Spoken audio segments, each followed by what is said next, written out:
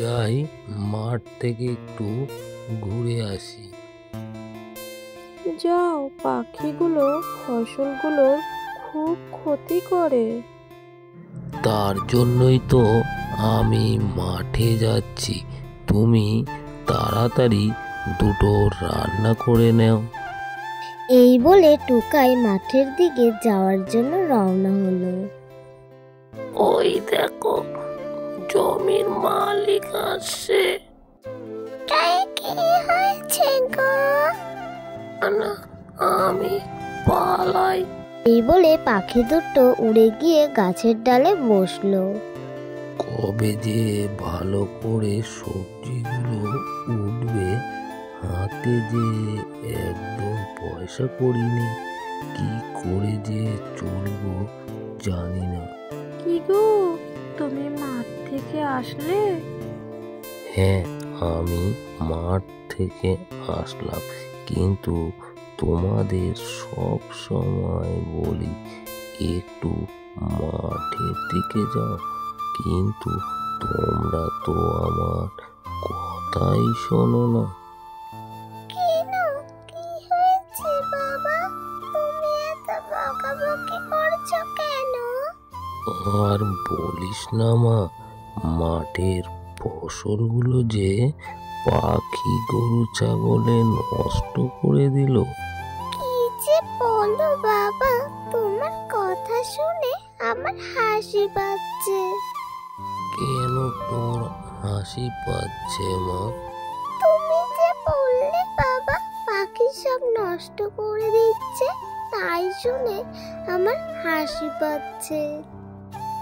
দেখ মা, ওরা তো যায় পোকা খেতে, কিন্তু পোকা ওরা সেইভাবে পায় না।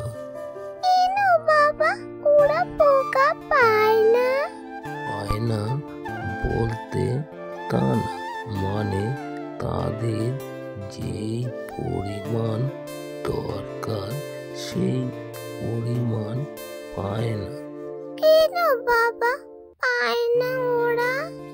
দেখ মা, আমরা যে ওষুধগুলো জমিতে দেই, সেই ওষুধগুলো খেয়ে পোকাগুলো মারা যায়, তাই তো পাখিগুলো সেইভাবে খাবার পায় না, আর অনেক পাখি সেই পোকা খেয়ে মারা যায়। তাই জন্যই তো বাবা ওরা আমাদের ফসল খায়, না খেলে ওরা বাঁচবে কেমন করে? এইভাবে তাদের পরিবারটা চলছে। তোমার কি হয়েছে? আমার শরীরটা ভালো লাগছে না গো। কেন ভালো লাগছে না? সেদিন যে আমরা ওই জমিতে গিয়েছিলাম খেতে। এই কি হয়েছে? ওই জমিতে আমরা খেতে গিয়েছি তো, কি হয়েছে? এই দিন ওই জমি থেকে খাবার খাওয়ার পর থেকে আমার শরীরটা ভালো যাচ্ছে না। কেন, শরীরটা কেমন লাগছে? আর বলো না, আমার মাথাটা ঘুরছে আর বমি বমি লাগছে, আমার কিছু ভালো লাগছে না। টুনির এমন শরীর খারাপ হওয়াতে টোনা খুব চিন্তায় পড়ে গেল। তাহলে তুমি একটু বিশ্রাম করো, আমি তোমার জন্য খাবারের ব্যবস্থা করছি। ঠিক আছে, কিন্তু তুমি তাড়াতাড়ি ফিরো, আমার শরীরটা যে ভালো না। ঠিক আছে, আমি তাড়াতাড়ি ফিরে আসবো। টোনা খাবারের সন্ধানে ঘুরতে ঘুরতে হঠাৎ এক সাধু বাবার সাথে দেখা হলো। টোনা, তোর কি হয়েছে? না, কিছু হয়নি, আমি তো এসেছি খাবারের সন্ধানে বাবা। না, সে নয়, ঠিক আছে, কিন্তু তোকে দেখে মনে হচ্ছে তুই খুব চিন্তায় আছিস। আর কি বলবো বাবা, আমি খুব চিন্তায় আছি। আপনি ঠিকই বলেছেন বাবা। টোনা, তুই কি চিন্তায় আছিস? আমি তোর জন্য কিছু করতে পারি। বাবা, টনির শরীরটা ভালো নেই, তাই তো আমি খুব চিন্তায় আছি। বল টোনা, টনি কি হয়েছে?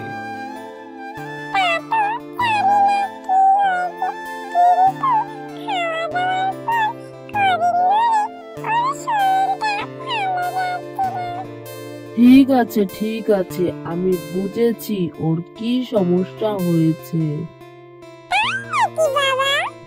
এই নে টোনা, এই ওষুধটা তুই নিয়ে যা।